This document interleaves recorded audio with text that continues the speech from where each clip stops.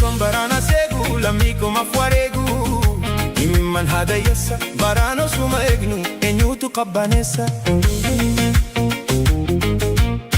keekiyyaa oromoko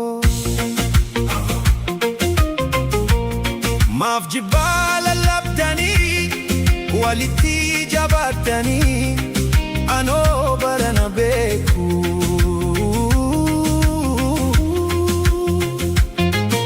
barambarre hamtuudha fundurri filannoodha filannoo maaf odeessu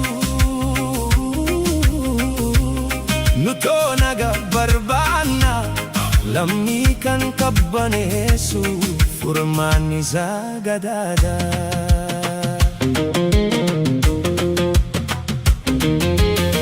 Galma dhugaa jissite hin jaarin galma daraa dhugaa seete hin ce'in si sobaa haalli baraa hara gammaduuf jette yoo goote gocha dabaa hara bonte gammadus boru dhaabatta gabaa.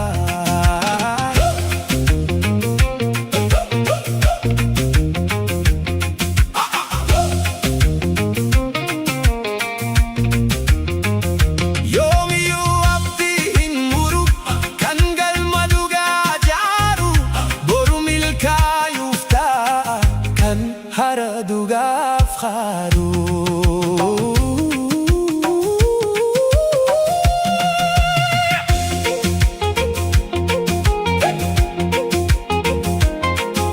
riqichuma guddaatu laga guddaa seesisa galma dhugaa jaaruun obsa guddaa feesisa.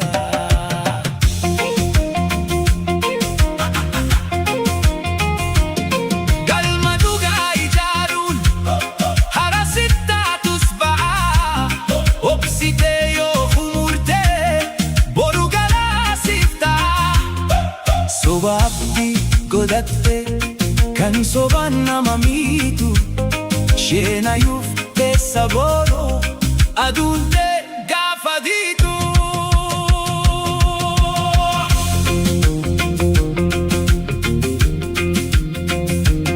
Fikseensaa fi darri tokko baatee fakkaasti aduun hara yeroof jiraatus waan irraa hin hafne baduun.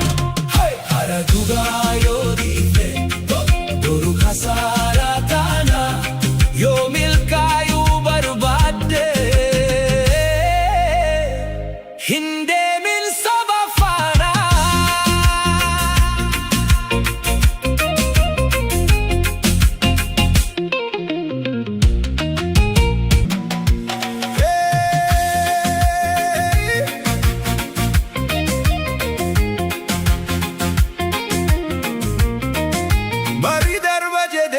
Sombarana segu lamiko mafwaregu imman hadayessa barano suma egnu enyutu qabbanessa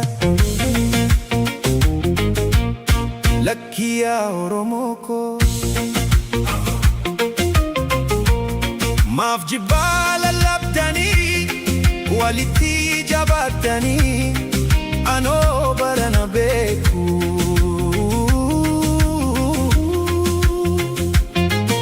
barambarre hamtuudha fundurri filannoodha filannoo maaf odeessu